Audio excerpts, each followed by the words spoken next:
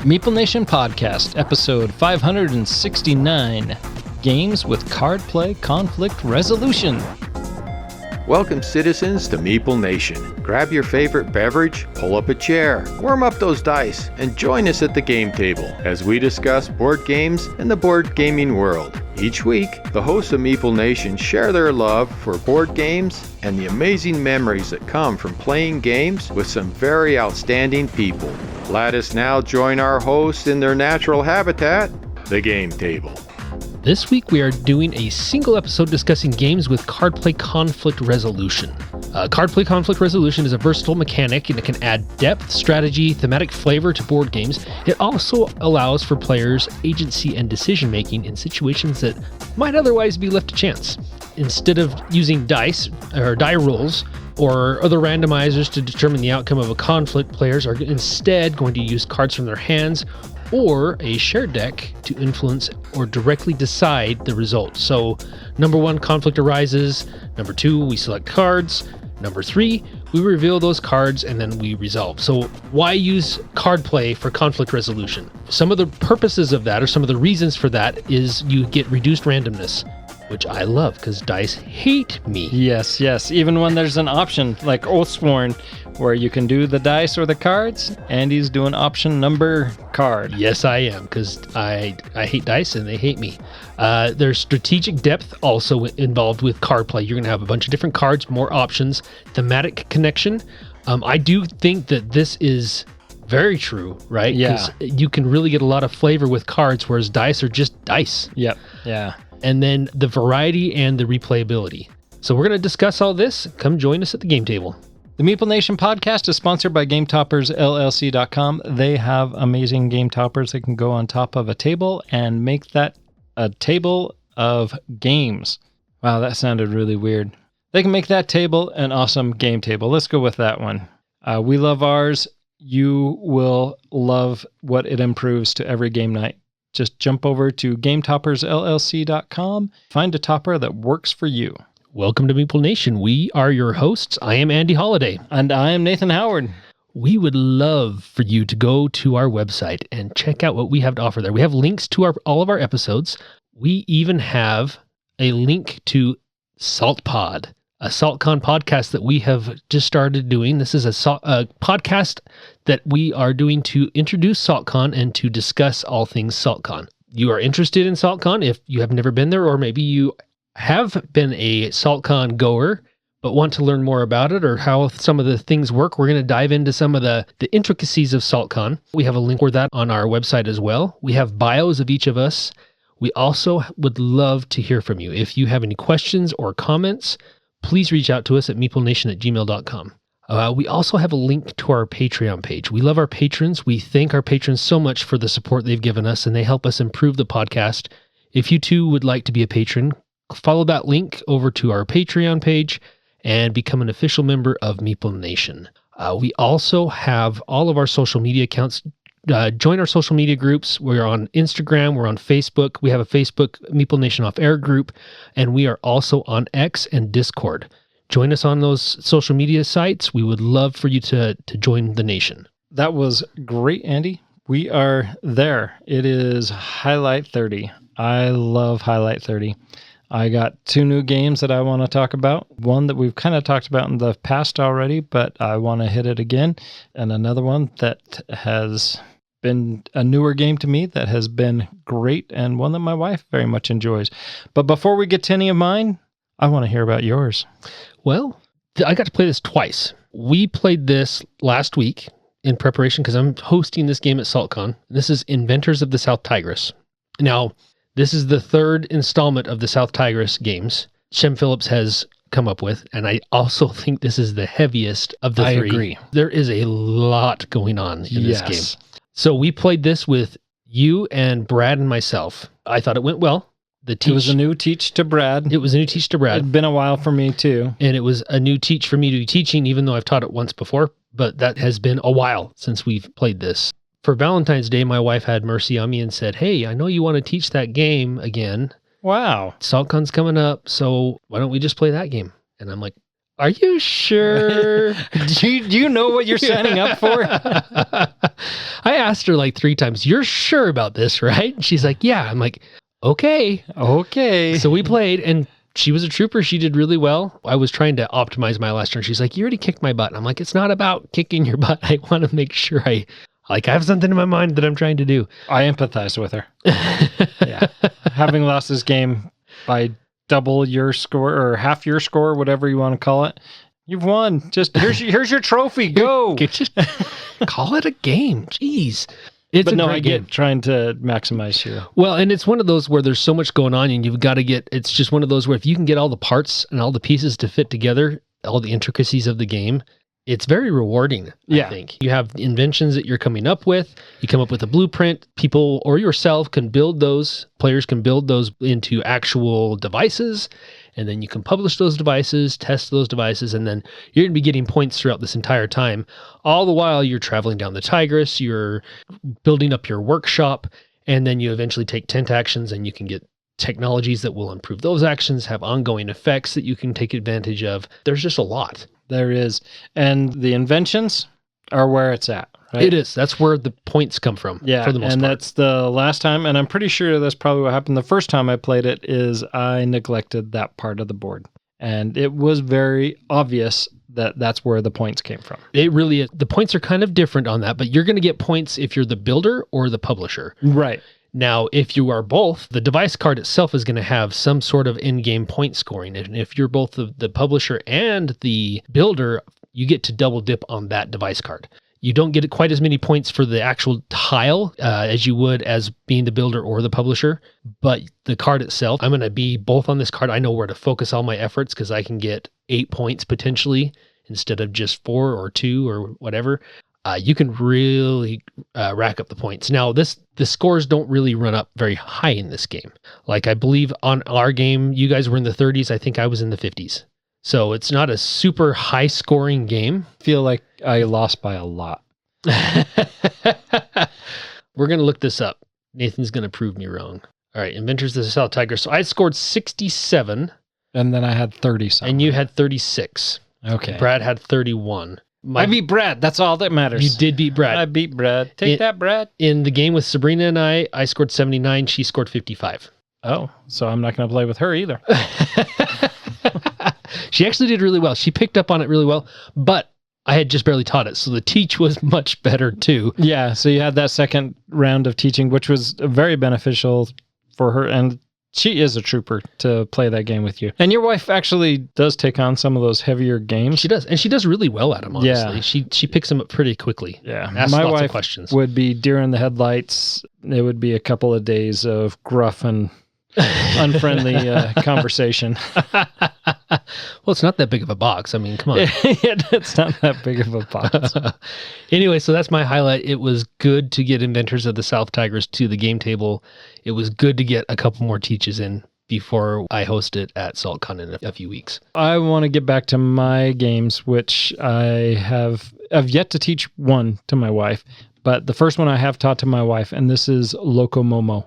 And this is a very fun, simple game. It's played over 6 rounds. During your turns, you have 4 corners of the board, and on these corners of the board, there are 4 randomly put animals.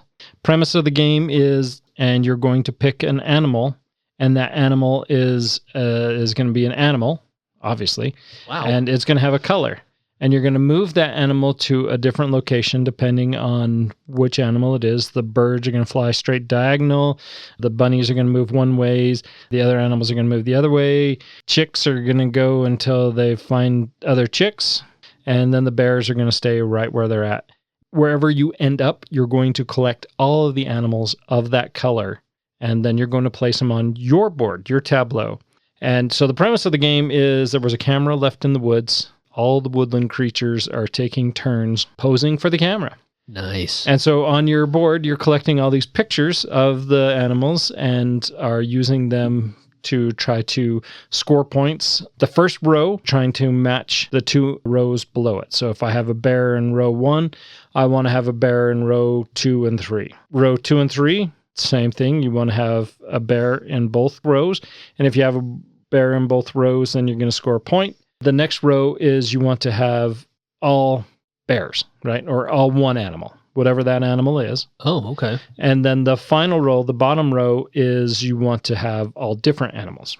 And then there's bonus points for having all the same color in a row or a column. The further you get to the right, you're going to score more points as well.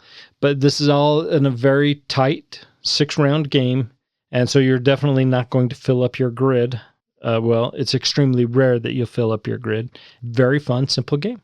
Cool. And this is one that my wife loves. And, I don't know if she loves it, but this is one my wife and I play quite a bit. She enjoys it. It's very simple, short, sweet, straight to the table and off to the races.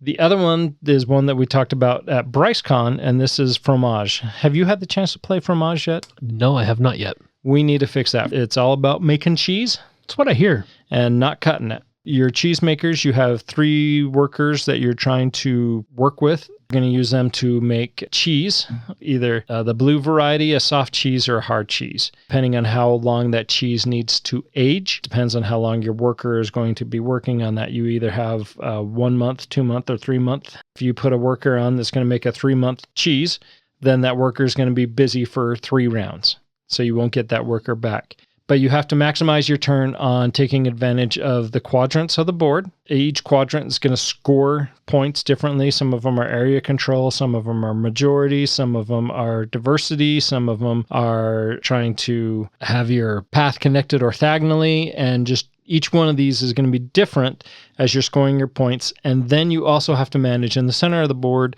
your resources, and that's either getting cheese orders, barn structures, berries to put fruit in your cheese or a jam with your cheese, and then not cows, but a milk source. So you have either sheep, goats, or cows. If you have those milk sources, then you can use those to make a specialty unique cheese beyond what is available on the board. This is a very simple game as long as you take it a section at a time. Put it all together, and it's a lot to manage, which I think brings the replayability of the game and brings this together, pairs it well. The theme does a great job of embracing that cheese-making theme, providing strategy and replayability. Yeah, cool. I want to try this. I think you'll like this a lot. Very simple, but like I said, very Has wide. some depth. Has some depth. Lots of ways to score points, and there's no, this is the only way. And so I love it when a game is like that, right? There's I do too. Multiple paths to victory. Yep, totally. And not everybody has to be doing the same thing to be able to get to the end destination. And this is one I can win sometimes. Hey, that's always nice. That is always nice. All right, well, this is the time we're going to dig into what we came here to talk about. We are going to talk about games that have card play conflict resolution. We made a list. I went to BGG, made a list, give me the top games, and it spit it out. It spit it out. It spit out a list. I didn't filter out who owns what, and I just threw them in this big list, and we can go through this and just kind of cherry pick games that we want to talk about that include card resolution. And I think without fail, we have to talk about the number one. But I think Gloomhaven really does this card resolution well. I agree. Your cards that you're going to play, and you have all the cards in your hand. You don't have any randomization of what is in your hand. You're going to play it, and once a card is played, it is no longer in your hand, but you have ways to get that back. But each card has a multi-purpose too, which is, we're going to be talking about that again in a couple episodes. You're going to play the top part of one card and the bottom part of a second card. There's no dice rolling, like you mentioned in the introduction, provides a lot of strategy. And not to mention it will determine your initiative, when you go in the round, because you'll have a number between 1 and 99, which can be very strategic as you're working together and trying to pay attention to when the monsters go. Sometimes it's really beneficial to go late. Not very often, but sometimes it is. It's just such a great implementation of this mechanic that you can't not talk about it. They've done it so well. Dune Imperium is number 2 on this list. I think Dune Imperium, it's a fun deck builder. I own Dune Imperium. I've had fun with Dune Imperium. I have a really hard time, and maybe this is outside of the topic a little bit, but I have a really hard time getting synergies to work with the cards. Yeah, I see that. Dune Imperium's kind of a weird one because we have the Dune Imperium Uprising. Yeah. Which is kind of like version 2.0. Kind of. Yeah, it's weird. But it's different. You can combined it, but and not really. Combined it. You can combine it, and It's Dune weird. Imperium's all kind of in its own little weird circle thing there. I'm totally with you. There's a lot of resolution that's question mark. Yeah. With it, getting it to work together like you want it. And it was still, but you're using those cards to try to take advantage of the best you can get out of it. Right. And as far as the conflict goes, you're using those, you have the two part of the card again in kind of similar but different to Gloomhaven, right? You have two parts of the cards. You have the card that the top part that if you play the card, you get to activate that benefit during your turn. But when you pass, any cards left in your hand, you get to do the bottom effect, which is typically going to give you swords or something that's going to benefit you in that main conflict in the middle of the board for Arrakis. Basically, your battle strength, and you're vying to try to win that conflict for that round. If you do, then you gain the benefit or whatever bonus is on the top card, conflict card. If you get second place, there's typically a bonus for second, sometimes third. It really comes down to deciding what cards to keep in your hand for that conflict resolution, right? Versus what am I going to play on my turn that's going to benefit me the most, help me in the rest of the game. The game isn't just about winning that conflict, because you can win in a bunch of different ways. Yeah.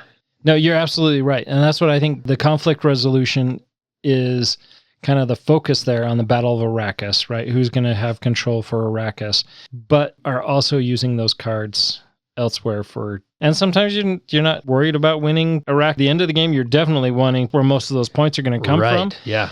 But during the early part of the game, you're not super concerned with Arrakis. You're really kind of wanting to do more on the other influence. For sure. Well, it just kind of depends on what you want to do for the next round. Like, that bonus is going to really help me and set me up for what I want to do next round. I'm going to go for it and try to win this conflict. But you're right. The end of the game is really when you're trying to go for those cards and to win the points. But Dune Arrakis, Dune Imperium, I very much enjoy. I own Dune Imperium Uprising, and I know how much you and Douglas both very much enjoy that 0.0 version of Imperium. I liked it because it has the sandworms. You got to have a big part, right? That's a big part of Dune. Yeah, it is. It's a huge part, right? You got to have the sandworms in it. That was probably the thing that shined the most for me, is just because they implemented a mechanic for the sandworms. One of my favorite Star Wars games is Star Wars Rebellion.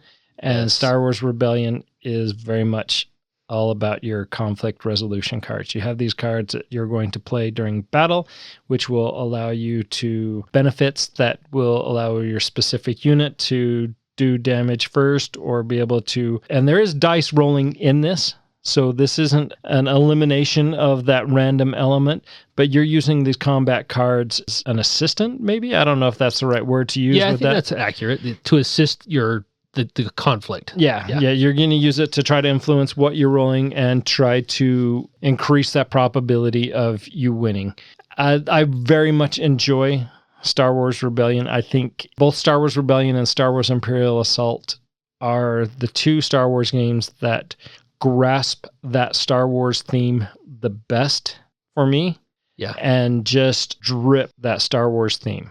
No, I would agree with you on that. And I think this game in particular, it reminds me of, there's an old PC game I've played where you're going around, and actually you can even do this in Star Wars Battlefront, but you're going in and you're trying to basically conquer the galaxy and take over planets and everything. It has that feel to me as we've played this. Not quite to the extent that the video game does, but you have ground troops, you have your all your planets. The planets have different things going on with them.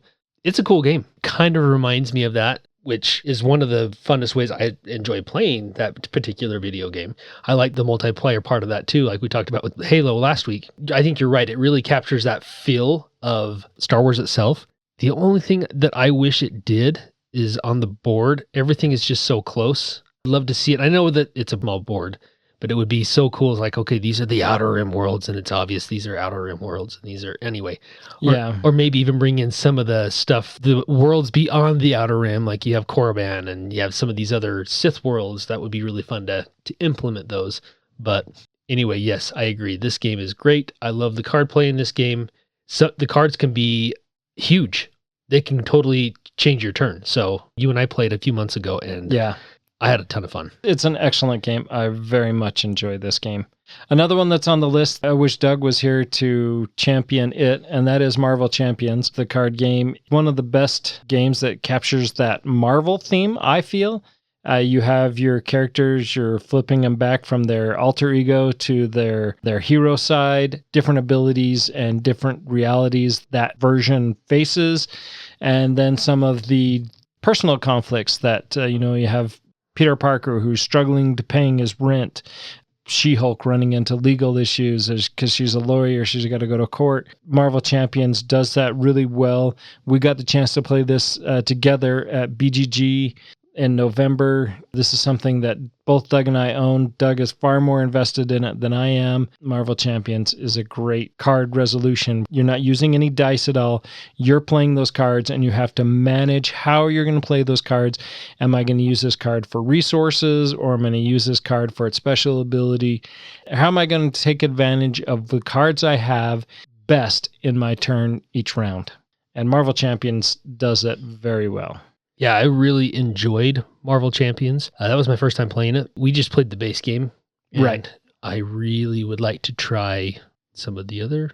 Oh, there's a whole cornucopia some of the other there. guys. Hulk in particular. I was She-Hulk, but I would really like to try Hulk. I know Hulk is one of your favorite Marvel characters, especially when we're zombifying it. Yes. So Hulk is a good, big, strong character. Something that I know you like to do, big, strong damage. Yes, I do. And Hulk does that well. Yeah. Oh, well, we have both Mage Knight games on this list. I actually have played just Mage Knight, the board game, and I've played the Ultimate Edition. The Ultimate Edition is one I've played more recently. Mage Knight, the board game, which is the version you have, I have played it, but it's been a long time ago that I played that. I played it with my cousin Dennis.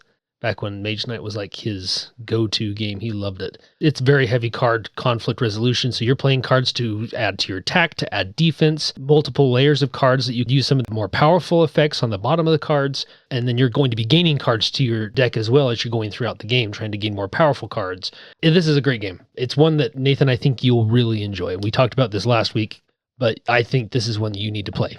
Maybe we can get Justin to teach you. Yeah, I would love to play it. I think he'd be willing to, because this is one that he really likes, and I did beat him, so it is possible. It is possible to beat Justin in this game. Well, that's good. I barely beat him, but probably because he was being nice to me, because he was dating my daughter. Trying to impress you. That had to be what it was. Yeah.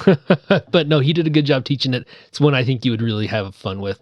It is a bit long. So this is one that you said shined at, you felt shined at 2 players. 2 players. If it's a longer game and it's only at 2 players, I think I am far more willing to be on board a longer game where I'm not waiting for... And you're not. Yeah, the turns are fast. It doesn't feel like a 3 or 4 hour game, but it was about a 3 or 4 hour game. Yeah, that sounds awesome. One that is on this list that I very much love, and the action cards in this, the conflict resolution cards. Are you going to say it? I'm going to say Oaths. Oh, yes. This is such a good game. Into the Deepwood. How these cards work is superbly well done.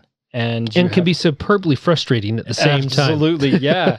Yeah, you have that big, powerful attack that I'm going to play, and now I got to wait for it to battle flow back to kind of cool down, what have you. Can't do that until you've played another card to that spot. If I play a card in the level 3, and then it's going to battle flow that down to level 2, and then it has to battle flow to level 1, and then back to 0. And once it's in 0, I'm going to get it back to my hand. And so it's stuck out there. I can do a real big attack, but I can't get that card back until I get the battle flow to recycle it to my hand. Yeah, it's one of those where you think about Gloomhaven, right? You're playing cards. They just go into your discard pile. Eventually you rest. One of them goes away, and then you get the others back. This one's very different because, yes, you're playing cards similar to what you would do in Gloomhaven. You play one card, or you're using your now you got me calling it Artemis, and it's not called Artemis. Well, there is Artemis in the game. It's not actually called Artemis. That's what you call it. Oh, that's what I call it, huh? It's called something else. crystals that you're paying with the cards. I can't remember what it's called for some reason. Let's go with Artemis. Let's just go with Artemis. That is definitely not what it is. But you're using your crystals and you're paying for your cards. So you can play multiple cards on your turn, depending on the cost of the cards. But when you play them and in the order in which you play them, you can get stuck to where you're like, okay, this next turn is going to be terrible because I didn't play my cards right. And now I've got to wait for everything to battle flow. Things can get locked up, take a long time to get those good cards back. But if you plan your turns out properly, it's a little easier to get those bigger attack cards that sit on that number 3 spot and get those things moving and back into your hand as fast as possible. Plus, there's some cards that they go into your battle flow once you use them, but they don't trigger battle flow. Even though I'm using my weapon, right? As let's say I have a big maul, I'm using that maul, it goes into my number 3 slot, for example. Well, because it's not a card that battle flows, it'll just sit there. And if all of my level 3 cards are sitting there, they're stuck until I play a card that actually allows me to battle flow, and then I have to battle flow that whole stack over to number 2. Anyway, the intricacies of that are really cool. That's one of the fun things of doing the big boss battles in Gloomhaven is not just trying to figure out how to best defeat the boss, but that puzzle of getting your cards to battle flow properly. And when you successfully do it, it actually is quite rewarding. It is. And I was trying really hard to find other than Artemis, and I can't find it. Not on the fly, anyways. Dipped into the rules. I'm sure I could fetch that out really quick. Another game that has been around for a long time, one that I have never played and have wanted to, is Kemet. Are you familiar at all with Kemet? We've just talked about it. That's the only reason I would be familiar with it at all is just the bit that we've talked about it over the years on the podcast. Yeah. So in Kemet, you're deploying troops of an Egyptian tribe, and you're using mystical powers of the gods of ancient Egypt, along with powerful armies to score points in glorious battle and through invasion of rich territories. A game is typically played to 8 to 10 victory points, which can be accrued through winning attacks, controlling temples, controlling fully developed pyramids, sacrificing to the gods, and wielding particular magic powers. So this has area control all over it, which is not your favorite go-to mechanic. Not necessarily, no. But this is one I would very much like to try. Maybe our friend Will can teach me this if he has this. Will, if you're listening and you have Kemet, it seems to be one of those that would be in your... Or does Julie have Kemet? I think one of the Hug ladies has Kemet. It wouldn't surprise me. Yeah, this is totally totally something that they would have on their table. We need the Hug ladies to be closer so that we can get together more often and share our collective libraries that way. I agree. So they just need to move to Harrisville so they don't have to change their name. Yeah, that's right. So that instead of Harriman, they can be Harrisville. I think that's what needs to happen. Yeah. Oh, that would step up Harrisville's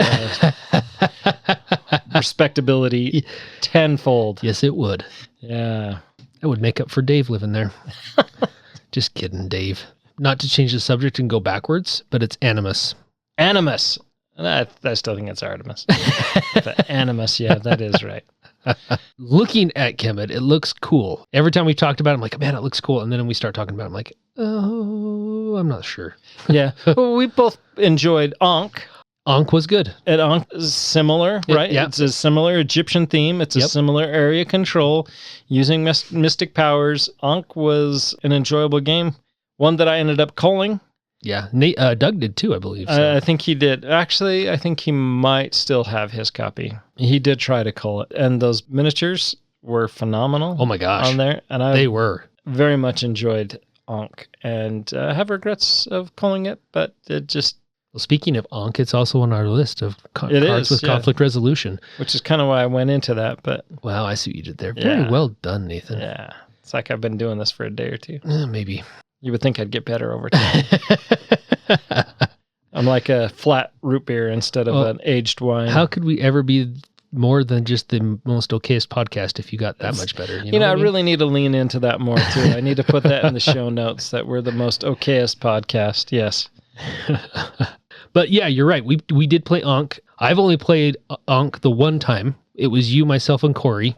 And I really felt bad for Corey in that game because he was working us until Until you worked us. Until you and I joined forces and... Oh, that's right. Yeah, we teamed up because I lost. I was eliminated. Yep. And that meant that I joined you. We became Voltron. Yes. And we totally destroyed him. Yeah. He was running away with that game, and then we said, nope. So I felt bad for him because it's like, oh, yeah, that's got to be frustrating to be doing so well, and then all of a sudden, oh, dang. It's an interesting mechanic that it is to eliminate a player, but not eliminate a player. And then say, here's a controller. Yeah. It's doesn't have batteries, but here's a controller, Nathan. Yeah. And I'm helping. But it did feel like it was more than just holding a controller. It was. You're right. And honestly, I'm wondering if they came up with that mechanic because it was just normal for one player to just run away with it or to mitigate player elimination. But I would imagine that it was not uncommon to have one player that was just obviously running away with going to destroy everyone. Yeah. An interesting way to level a playing field. And it did. We didn't necessarily destroy him, but it was still close. But as far ahead as he was, if it were switched, I would have been fairly frustrated. It's like, dang it, I was doing so well, and then all of a sudden not. Talked about Dune Imperium. There is the Gale Force 9 version of Dune, which came out in 2019. This is one that I owned for a brief moment. I never broke the seal on it. This was a re-implementation, right, of the old version of Dune? Yeah, re-implements Dune, the original version of Dune that came out in 1979. Yeah. That was an old game. It was a much needed for those who very much enjoyed the original Dune. This made it accessible again. And this is one that I would really like to play at some point. And like I said, I had it, I culled it. Well, eBay has it for $25. Maybe I should reacquire it. Nope, not going to do that. I was going to say, we'll never play this. No, we won't.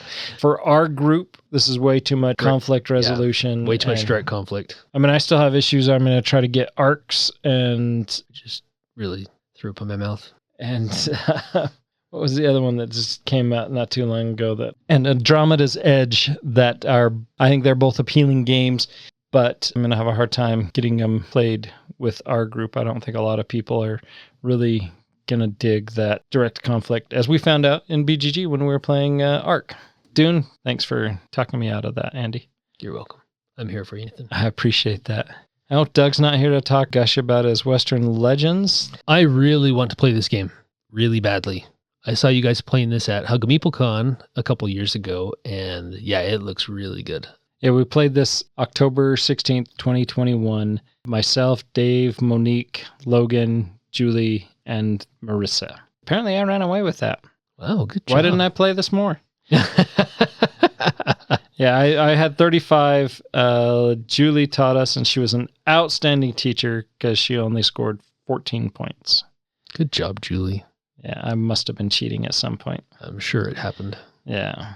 But anyways, Western Legends is one that I know Doug really enjoys. We should try to get that to the table again because it was fun. Air quotes, sandbox game where you have all sorts of options that you can do with your cowboy and however way you're going to go. We need to play again. Doug owns this. He's very much anxious to get it played as well. Yeah, he talks about this with a lot of affection. Yes. And it's one that every time he talks about it, I'm like, I really, really would like to play that. I can't remember what I was playing at the time when you guys played it at MeepleCon, but I felt left out. And that was probably on purpose. Wow. You probably had your angry face on, which is much like your normal face. Hey, I'm happy. Yeah, I can see. I can see. Getting back to this list, there's a game on here, Lords of Hellas. This is a game that you and I played, Andy. We did, yes. I think we played with James. A couple times. I've played this twice with you. Yeah, I'm trying to cull it because I picked up Lords of Ragnarok, which is a re-implementation of this, and the Lords of Ragnarok, I have acquired all the Kickstarter stuff, but I'm a little bit surprised that Lords of Ragnarok didn't make the top games. This list is only 44 games, all the games that have a rating between 7 and 10, and 2,000 reviews.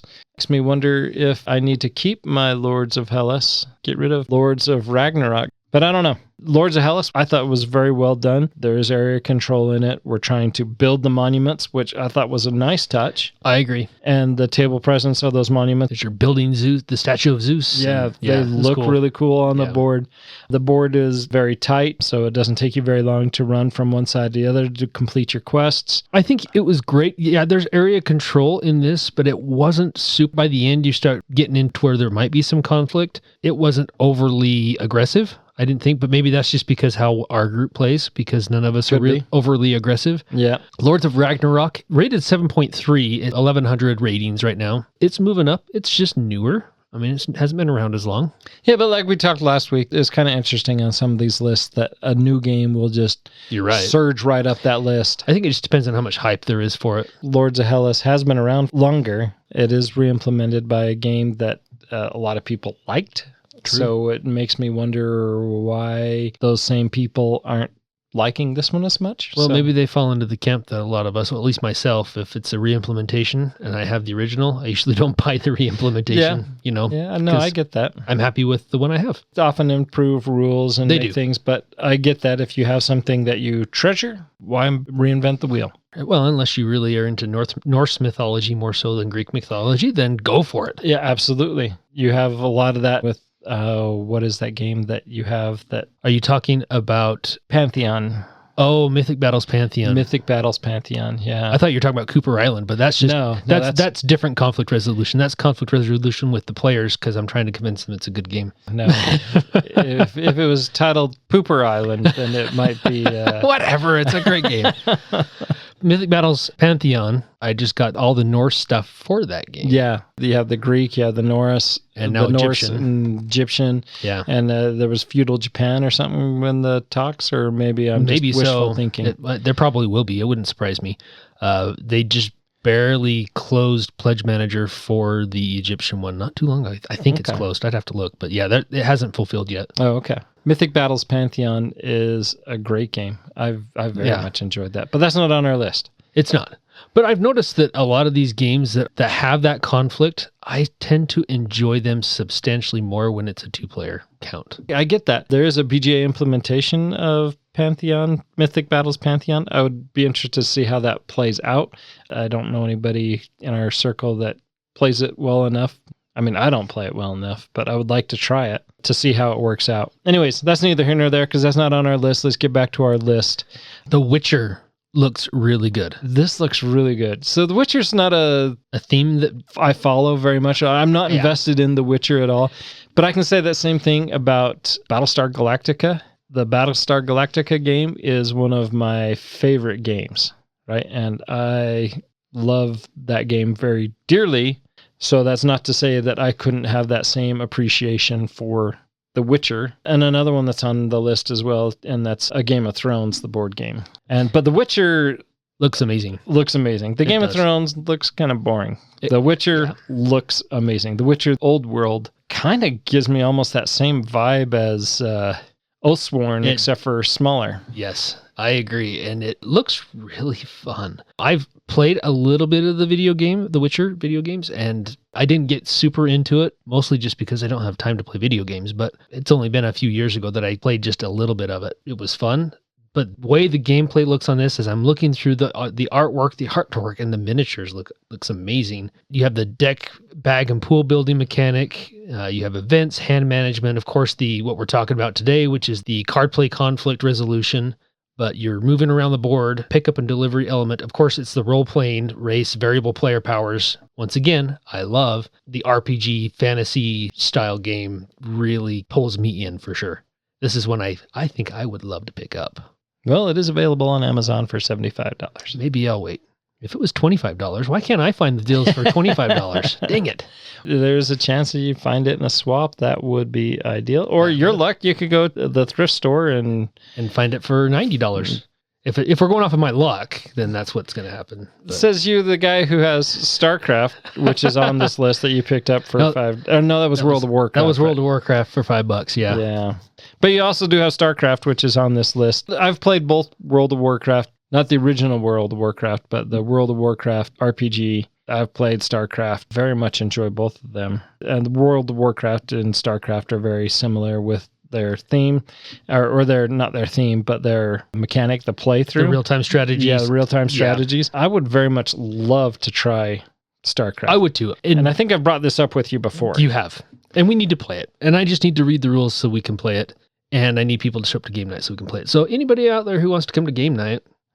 I really enjoyed StarCraft, playing that in the video game. Tried to get my daughters into it. We all had computers. My wife was kind of against that. Thought that they should do their homework, which is lame. Homework, schmomework. Yeah. Good heavens. Yeah. StarCraft sounds much more important. It never really took off, but I would have loved to have had that opportunity to play against them. You know, these old school real-time strategy games, they were a lot of fun. You know, gather resources, start building up your civilization and buildings build your armies, style of players that just go out and they're constantly attacking, ones that build up and just want to be left alone and build up their defenses. And so it would be interesting to try this out to see really how true it is to the real-time strategy computer game. But yeah, maybe we need to play it. You're right. I need to just read the rules. Yeah, I would be there. And it's rated 7.4 with 7,700 ratings, which is pretty impressive. Yeah. Well, it has been around for a while. It has. So, you're right. yeah. I mean, it came out in 2007. Which I think is when I bought it also, almost 20 years old, and I still have not played it. It is one of the biggest offenders on this shelf of shame. Is it out of shrink? It is out of shrink. Yeah. It's punched. It's punched. Like that means anything. It does. It means I'm ready. It means you're ready. Almost. I just need to reread rules. It means you can drop it and pieces go everywhere. Or you can be like me and you can take those rules out and then put them in the Firefly box. Put them in the Firefly box. Yeah. Well, at least you know where to look for them when you can't find them. Yeah. If they all ended up in that magical Firefly box, that would be ideal, but they never do. They end up somewhere else. You know, I try to think, I can't take too many rules out because I won't put them back. On my nightstand, there's 4 little books on my nightstand currently. Nice. Yeah. All right, we're starting to run a lot longer than I actually thought we would on this list. Is there any others on here that you want to hit on, Andy?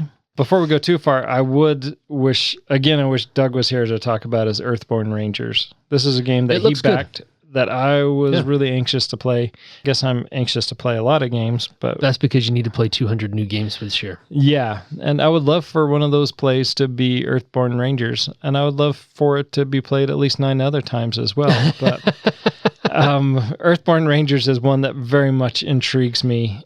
Star Wars, the card game. This is the Fantasy Flight version. This is back in their dawning age of the living card games. Mm-hmm. And for some reason, it never took off. They changed their style, right? And Fantasy Flight was doing that for a while, where we're going to do this game, we're going to flesh it out for a little bit, but then we're going to change to something else. We're going to improve on that with a different theme. Yeah. Because I didn't grow up, but now my wife would probably say I didn't grow up. You either. Just grew out. I grew out of the... Is that a fat joke? It might be. Do you want it to be? No. Okay, then it's not. Totally not. Has to do with facial hair. Oh, okay. Yeah. Does that mean I'm losing my hair? Nope. It just means you have lots of beautiful facial hair. All right. Okay. I'll allow that one. Now I totally forgot where I was going. But played a ton and invested a lot of money. And I can't even say invested. I threw a lot of money at the Decipher customizable card game of Star Wars. Yeah. I remember that. I loved that game. Just recently, I threw a ton of those cards away. Dude, you threw so many cards away. Yeah. It was crazy. And then the cards you didn't throw away, there's still so many cards. Yeah. It's crazy. Yeah, and I don't know why I kept them, because I am never going to play it again. But I kept 6 of every card, and I had a lot of cards. You probably threw 20 of every card away. At least that's what it looked like. There were some that I probably threw 100 copies of away. Oh my gosh. Yeah, I mean, I had issues. I had some serious issues. That's not on the list, because that's a totally different... Well, I guess it could be kind of a resolution. Totally. But it didn't make this list. But the Decipher one, the Fantasy Flight one it's their living card game, so you had to include groups of cards. So if I'm going to include this group, there was like 10 cards that I had to pull in with that to make in my deck, and my deck had to either have 50 or 60 cards in it, but they had to come from 5 to 6 different groups of cards, which provided some interesting gameplay, but didn't quite, at least for me, probably a good thing, that didn't quite scratch that itch of the collectible card game. My addiction issues kick in, and I had to just buy packs all the time. But anyways, I digress. It was a fun little tangent that I wanted it to be the Decipher version, but it was a Fantasy Flight version, which was okay. Yeah. But one that was really kind of surprising on here. Are you going to think of the same one I am? Jaws?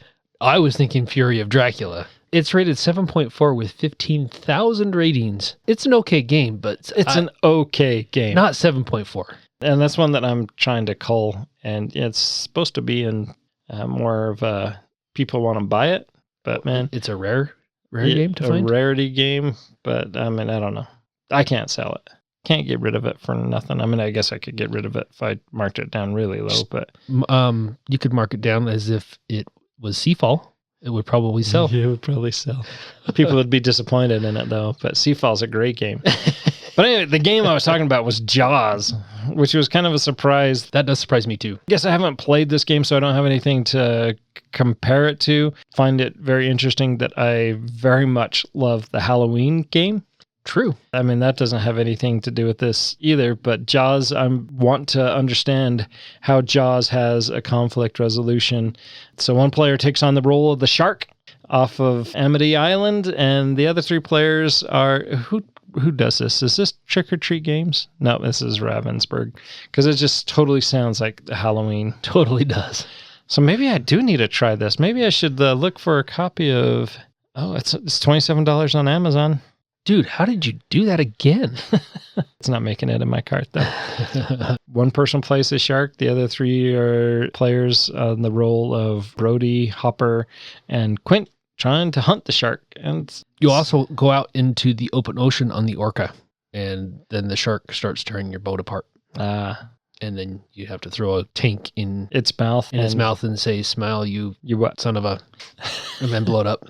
So I'm just trying to area movement, hidden movement. It does have hidden movement. This has got Halloween all over it. Well, it's got to have hidden movement, right? That's the whole point. Yeah, for sure. It should have hidden movement. It's got a modular board, which is nice, which Halloween doesn't, except for you have the Halloween 2, which I guess is... I haven't played Halloween 2 yet, but I do own that.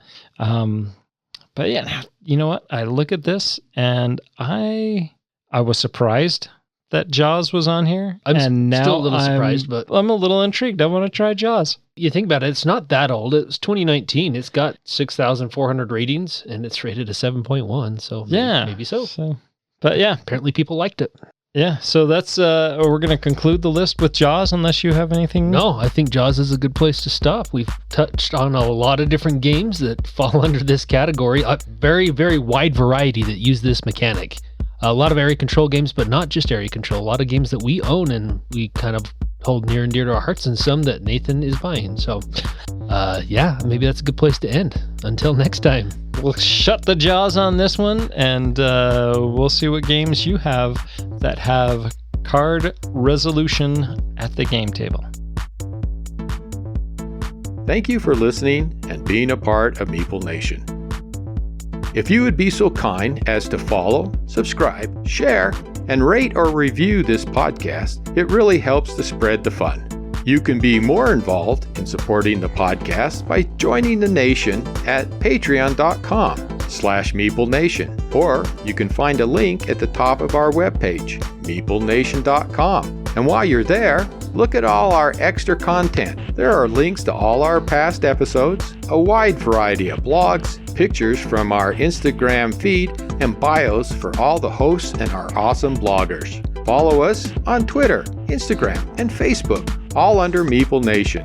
If you would like to chat with the hosts or other members of the nation, you can join our Facebook group, Meeple Nation Off Air. We hope to see you again at a game night, a con, or maybe a suspense-driven evening of werewolf. Thank you for listening and supporting Meeple Nation, and stay tuned for next week's episode. Thank you so much for listening. We very much want to thank our patrons who help keep the podcast running. I personally want to thank my co-hosts for all the help they provide with both content here on the podcast, in addition to what we have available on our website. Without them, the podcast would not happen. If you too would like to support the podcast, you can join the nation at patreon.com/Meeple_Nation. or you can find a link to Patreon at the top of our webpage, meeplenation.com. If you have any questions, comments, or games you feel should be on our radar, you can always reach us at meeplenation@gmail.com. We can't wait to hear from you. I am grateful to Doug and Andy who helped me edit episodes, and I want to thank James and Kim Clark who do the editing on our blogs and on our webpage, which can be found at meeplenation.com. We want to thank Brain Detergent for our music. If you want to find more from him, you can follow his links that can be found on our webpage, or simply search for Brain Detergent on YouTube to find more of his tracks. Thank you again for listening and being part of the Meeple Nation community.